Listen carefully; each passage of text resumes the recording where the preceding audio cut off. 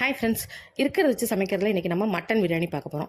Mutton பிரியாணியே இருக்கிறத வச்சு சமைக்கிறதுனா ஆமாம், சிம்பிள் இன்க்ரீடியன்ஸ் வச்சு சமைச்சிடலாம். ஒரு 1/2 kg மட்டனை நல்லா வாஷ் பண்ணி குக்கரில் சேர்த்துக்கோங்க. அது கூடயே ஒரு 1/4 ஸ்பூன் மஞ்சத்தூள், 1/2 ஸ்பூன் மிளகாய்த்தூள், கொஞ்சமாக உப்பு ஆட் பண்ணிக்கோங்க. கறி வேகிற அளவுக்கு ஒரு 1/4 டம்ளர் அளவு தண்ணி மட்டும் ஆட் பண்ணிங்கன்னா போதும். நிறைய தண்ணி ஆட் பண்ண வேண்டாம். நம்ம இதை குக்கரில் போட்டு ஒரு 6 விசில் விட்டு எடுத்துட்டோம்னா, நம்ம பாசுமதி அரிசியில் தான் இன்றைக்கி நம்ம பிரியாணி செய்கிறோம். அதனால் பாசுமதி அரிசி அதிகம் வேக வேண்டியது இல்லைங்கனால இதை முதல் விசில் வச்சு எடுத்துக்கிறேன்.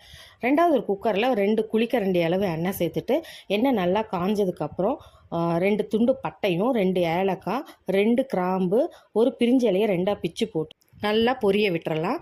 நல்லா பொரிஞ்சதுக்கப்புறமா ஒரு 4 பெரிய வெங்காயம், மீடியம் சைஸ் பெரிய வெங்காயத்தை நீட்ட வாக்கில் வெட்டி ஆட் பண்ணிக்கலாம். வெங்காயம் நீங்கள் எவ்வளோ போட்டிங்கனாலும் உங்களுக்கு டேஸ்ட் நல்லா வரும். வெங்காயம் நல்லா செவந்து வர அளவுக்கு வறுத்துடலாம். நல்லா வறுத்து வெங்காயம் சுருண்டு சிவப்பு கலரில் வந்துடும். வந்ததுக்கப்புறமா இது கூட நான் இஞ்சி, பூண்டு, சின்ன வெங்காயம், பச்சை மிளகா, 2 பச்சை மிளகா, ஒரு விரல் சைஸ் அளவுக்கு இஞ்சி, ஒரு 10 பல் பூண்டும், ஒரு சின்ன கைப்பிடி அளவு சின்ன வெங்காயம் ஆட் பண்ணி நல்லா நைஸாக அரைச்சி ஆட் பண்ணியிருக்கேன். இதுவும் பச்சை வாசம் போகணும். நல்லா இஞ்சி பூண்டு வாசம் போனதுக்கப்புறம் 2 பெரிய தக்காளி நல்லா பியூரியாக அரைச்சி எடுத்து அதுவும் ஆட் பண்ணிக்கோங்க. இப்போ இந்த நம்ம போட்டது எல்லாமே எண்ணெய் பிரிஞ்சு வர அளவுக்கு வந்ததுக்கப்புறம் இதில் நான் பிரியாணி மசாலா தூள் ஆட் பண்ணுறேன். நான் பிரியாணி மசாலா தூளை ஆட் பண்ணுவேன் எப்போவுமே. அதனால் ஆட் பண்ணிவிட்டு காரத்துக்கு ஒரு 1/2 ஸ்பூன் மிளகாத்தூள் மட்டும் ஆட் பண்ணிக்கிறேன். கூடவே உப்புமே ஒரு 4 ஸ்பூன் கெட்டி தயிர் ஆட் பண்ணிக்கலாம். உங்களுக்கு அப்போ ஜூஸியாக கிடைக்கும் பிரியாணி. அதுக்காக தான் தயிரை ஆட் பண்ணிக்கிறேன் நான். நல்லா ஆட் பண்ணிவிட்டு இதெல்லாம் நல்லா மிக்ஸ் பண்ணி விட்டு எண்ணெய் நல்லா பிரிஞ்சு வர வரைக்கும் நல்லா ஒரு 2 மினிட்ஸ் குக்கர்லேயே இருக்கட்டும். நல்லா வதக்கி விட்டுக்கிட்டே இருங்க, அடி பிடிக்காமல். நல்லா எண்ணெய் பிரிஞ்சு வர டைமில் நம்ம வேக வச்சு எடுத்து வச்சுருக்க மட்டனை தண்ணி இல்லாமல் ஆட் பண்ணிக்கோங்க.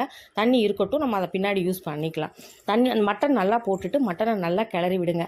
ஒரு 2 மினிட்ஸ் நல்லா வதக்கிட்டே இருந்தீங்கன்னா அந்த மசால் ஃபுல்லாக மட்டனில் ஏறிக்கும். நல்லா ஏறினதுக்கப்புறம் நம்ம அரிசிக்கு அளவான தண்ணி வச்சுக்கோங்க. பாஸ்மதி அரிசிக்கு 1 டம்ளருக்கு 1.5 டம்ளர் தண்ணி தான் அளவு.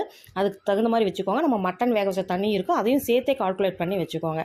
அரிசி நல்லா 1/2 hour ஊற வச்சு கழுவி வச்சுருக்கோம் இல்லைங்களா, தண்ணி இல்லாமல் வடித்த அரிசியை. இப்போ தண்ணி கொதிச்சதுக்கப்புறம் அப்படியே பூ போல் போட்டு விடுங்க. அரிசி உடையவே கூடாது. அதனால் இந்த மாதிரி தூவுன மாதிரி போட்டு விட்டுடுங்க. போட்டு விட்டுட்டு நல்லா கொதிக்கட்டும். நல்லா கொதிக்கும் போது நீங்கள் உப்பு காரம் பார்த்துக்கோங்க. உப்பு காரம் பார்த்துட்டு உப்பு தேவைனாலும் சரி, காரம் தேவைனாலும் சரி நீங்கள் இப்போ ஆட் பண்ணிக்கலாம். ஒன்றும் ப்ராப்ளம் இல்லை. இதுக்கு மேலே மல்லித்தலை, புதினா தலை, என்ன வேணால் ஆட் பண்ணிக்கலாம். நான் அதெல்லாம் அதுவுமே ஆட் பண்ணல. நல்லா கொதிச்சதுக்கப்புறம் உப்பு காரம் பார்த்து குக்கர் மூடி ஒரு ஃபுல் விசில் விட்டுட்டு ஒரு விசில் சிம்மில் விட்டு இறக்குனீங்கன்னா சூப்பரான பிரியாணி ரெடி. உதிரியாக இருக்கும் பார்த்துக்கோங்க. ஏன்னா அரிசி போட்டோன்னா நம்ம கலக்கவே கூடாது. சும்மா ஜென்டில் ஒரு கலக்கி விட்டால் போதும். நீங்களும் ட்ரை பண்ணி பாருங்கள் எப்படி வந்துச்சுன்னு. டேஸ்ட்டு செம்மையாக இருந்துச்சு. இதுக்கு நாங்கள் ஈரல் கிரேவி மாதிரி வச்சுக்கிட்டோம் சைட் டிஷ்ஷாக. அது அடுத்த வீடியோவில் போடுறேன். மறக்காமல் சேனலை சப்ஸ்கிரைப் பண்ணிவிடுங்க.